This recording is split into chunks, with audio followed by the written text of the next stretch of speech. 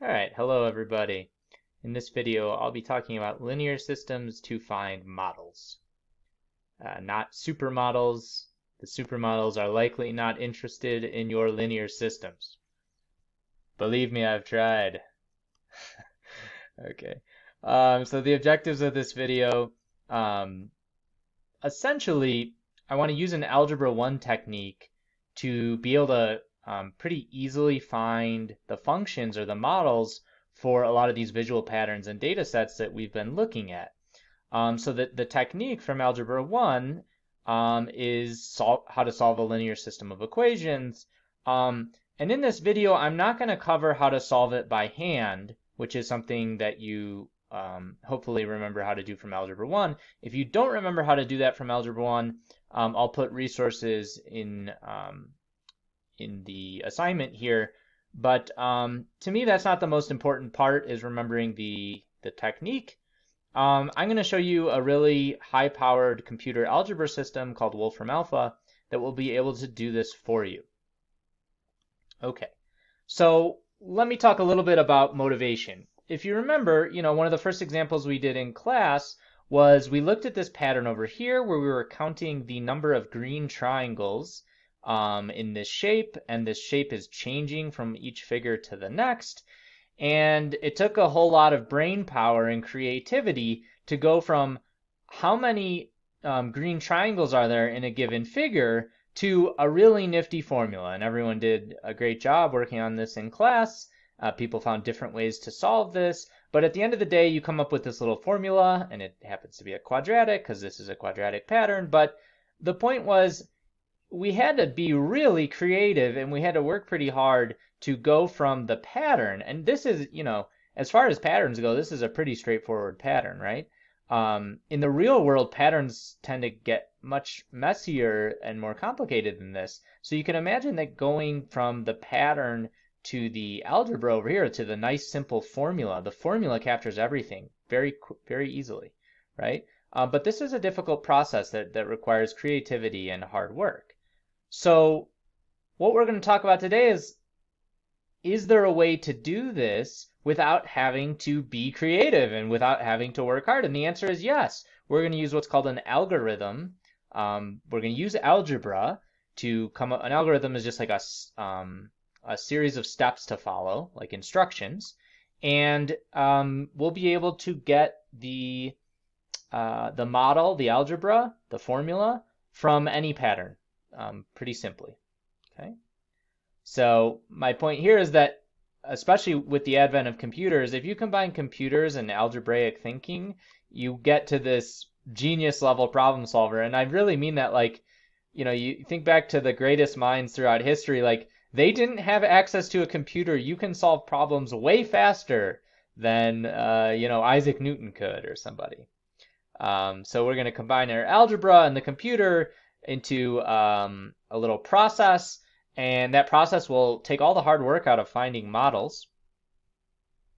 Okay, and I should point out that it's not just about finding hard work. In fact, some of the delights of solving the types of problems like this one back here are that you don't need to know any algebra or how to use computers or anything. You just have to be creative and willing to put in the time. So I don't want to give off the impression that it's bad to work hard and be creative. In fact, I hope that this whole class is teaching the opposite. But what I do want to show is that sometimes algebra and computers can be used to really solve problems. Okay, so they can be used to automate problem solving. That's what computers do. They automatically solve problems. And you have to figure out how to tell the computer to do that. So let's start with an example here. I have a data set on the right, and I ask you what function models the data. So is there a formula that quickly tells me how to get from the input x to the output y? And actually, looking at this one, this is a pretty simple one. Many of you could figure this out without trying too hard. So to start, let's just say, even if you don't have it right away, notice that all these numbers are one less than a perfect square. 2 squared is 4, take away 1 is 3. 3 squared is 9, take away 1 is 8, and so on. So this is a pretty simple one. But let's pretend you didn't know that. The one thing you might notice, though, is that this is a quadratic pattern. So we're going to try modeling this with a quadratic. How do I know it's quadratic? Well, here I have the inputs going up by 1 each time, and the outputs, the amount of change, is this linear pattern in red. So I know it's quadratic. But even if I didn't know it's quadratic, let's say that I just wanted to try to find the best quadratic model to fit this data set. Okay, or let's just say a quadratic model to fit the data set. How would I do that? Okay, so I don't know. Remember, these colored boxes just represent numbers you're going to put in, and we don't know what the numbers should be to go in here to model the data set. Okay. All right, so what numbers go in the boxes to fit the data in the table? Here we're going to switch to letter names instead of the boxes. It'll just be easier to write. So in most textbooks, they use an A, a B, and a C. So how do we solve for the A, the B, and the C is the question. Okay, so instead of the boxes, I'm just using these letters, A, B, C. So A is the squared component, B is the linear component, and C is the constant. Okay. Well, what do we know? We know all these data points for X and Y. So we can use the simple skill of plugging in. I don't know the A, the B, and the C that are going to model this pattern, but I do know values for X and Y. So I can plug in the X and the Y to find the A, the B, and the C, and that's exactly what we're going to do, and we'll see it gives us a system of linear equations. Okay. Now here's a tip. If you know when X is 0, the value of Y, when the output when the input is 0, you can very quickly pick off the constant term. Remember that constant term in an earlier video I called it the initial condition. Initial means when the input is 0. And so that's we're gonna know that that constant term at the end is a 3 just from looking at the data here. I have it. So if you want, you could plug in 0 if you don't see it quite right away. How would I see that? If I plug in X equals 0 and Y equals 3 to this equation, so wherever I see an X it becomes a 0, and wherever I see a Y it becomes a 3, well, I get 3 equals A times 0 squared plus B times 0 plus C, but of course anything times 0 is just 0, so this part goes away, and you're just left with the C equals 3. So this is what I would call a little tip or a trick. If you can find that initial condition, you don't have to worry about solving for this constant term. It's very easy to do. Okay, so we find that it's a 3, and but we still now have the A and the B, and these are a little trickier to figure out just from looking at the data table. So I can always pick off that last term just from looking when X is 0, but how about these other two numbers? Well, again, I don't know the A's and the B's, but I do know the X's and the Y's, so I'm going to keep plugging in until I can figure out what the A and the B are. So let's plug in X equals 1 and Y equals 8. That's this term here. Okay, so when X is 1, the input's 1, the output is 8. And so everywhere I see an X, it becomes a 1, and everywhere I see a Y, it becomes an 8. And if I simplify this thing, 8 equals A times 1 squared plus B times 1 plus 3, well, 1 squared is just 1, anything times 1 is itself, so I get A plus B plus 3. And, like you're taught to be dutiful students in Algebra 1, we can subtract the 3 over to get this nice little equation. The A term plus the B term is equal to 5. And so we'll want to keep track of this equation. Okay, so we have one equation, but it still doesn't tell me what A and B are exactly. Okay, it tells me how they're related, but it doesn't tell me what they are exactly. So look, you could say, well, if 5 equals A plus B, I have one equation but two things that are unknown, the A and the B. So the problem here is that there's all sorts of answers you could come up with. A might be 1, in which case B is 4, because 1 plus 4 equals 5. A could be 2.5, and B could also be 2.5, because 2.5 plus 2.5 is 5. A could be 700, and B could be negative 695, because 700 plus negative 695 is 5, and we just don't know, right? So from this information, we can't quite figure out what the A and the B are yet. But let's just keep going with the same strategy. I'm just going to plug in again until I can figure this thing out, okay? So if I go to the next data point in the table, X is a 2 and a Y is a 15, I do the same thing. Everywhere I see an X, it becomes a 2. Everywhere I see a Y, it becomes a 15. And I get a little equation to solve. You can simplify this thing up. 2 squared is 4, so you get 4 times A. B times 2, or I wrote it here as 2 times B, same difference, plus a 3.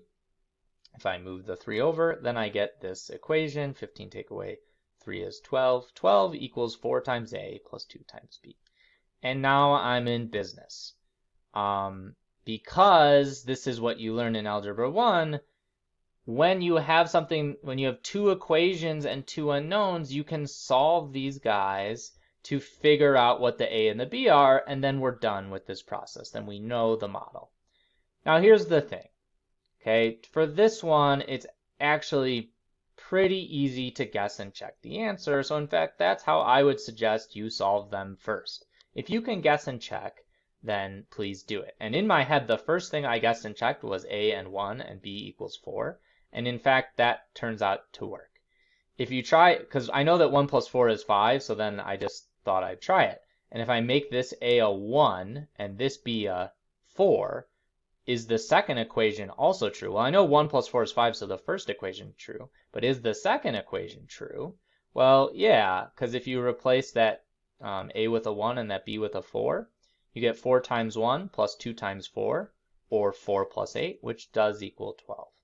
And so this one, very simple to solve for the A and the B just by guessing and checking. Okay. So since we figured out that A was 1 and B was 4, and we were able to find that last term, the constant term, pretty easily, we're able to get our model. If A is 1, then this becomes a 1, and the B becomes a 4. And now you get this nice simple model over here, which honestly I believe you could have figured out without setting up systems or anything. But here we go. So this model represents this data set. And if you plug in any value of x into the function, you'll get out the correct value of y. Okay, so what if guess and check had failed, right? Like, oftentimes you're trying to model some data set and it's kind of messy, and the numbers aren't going to be this nice and clean, right? Like remember we have these two systems of equations, 5 equals a plus b and 12 equals 4a plus 2b. And the numbers might be a lot messier than this. It might not be so easy as just, oh yeah, A is 1 and B is 4 and the equations work. So what would we do? Okay, so here, do you remember Algebra 1? If so, you might remember some methods you learned to solve the systems by hand, right? So you typically learn substitution or elimination to solve this system of equations. But if you never learned these methods, or maybe you don't remember the methods, that's okay too. I'm not going to reteach them here, although I will provide some resources for these methods. It's certainly important to know these things going forward if you're going to keep taking math classes. But for our current class, I care more that you can get the model and we will use a computer. So remember Algebra 1? If no, then let's just do this thing by computer. Okay. So here's a really great website. It's called wolframalpha.com. Wolfram, there's a guy, actually two guys, they're brothers, and their last name is Wolfram, which is a pretty cool name. But anyway, Wolfram Alpha will quickly provide the A equals 1 and B equals 4 solution that we guessed and checked. And again, you can imagine this is convenient if the numbers are a lot messier than this and you don't have the time or you don't feel like doing it by hand. Okay, in the real world, most mathematicians do not do something like this by hand. They would just do it on the computer, and so that's what I'm going to show you now. Okay, so if you go to wolframalpha.com, and all you have to do is type in solve the system of let's say linear equations. Wolfram Alpha is really smart, so you can just talk to it, type in what you want, and it'll it often can figure out what you mean. So let's say I type in that. Okay, and notice now it says, okay, assuming solve the system of linear equations refers to a computation, and now it asks me for what inputs it needs. Here it says assuming a system of 3 equations. Notice our system, oops, not there, but here, our system has 2 equations, these two. So I'm going to tell Wolfram I don't want 3 equations. It gives me the option here to use a system of 2 equations instead. So you can either click that. The other thing is you can make equation 3 just 0. And now we can enter our equations in here. So the equations, what were they? A plus B equals 5, and 12 equals 4A plus 2B. Okay.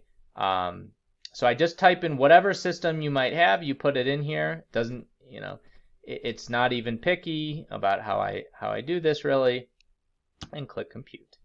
And when you click compute, you go down here, it says what the input interpretation is, and it gives you the result.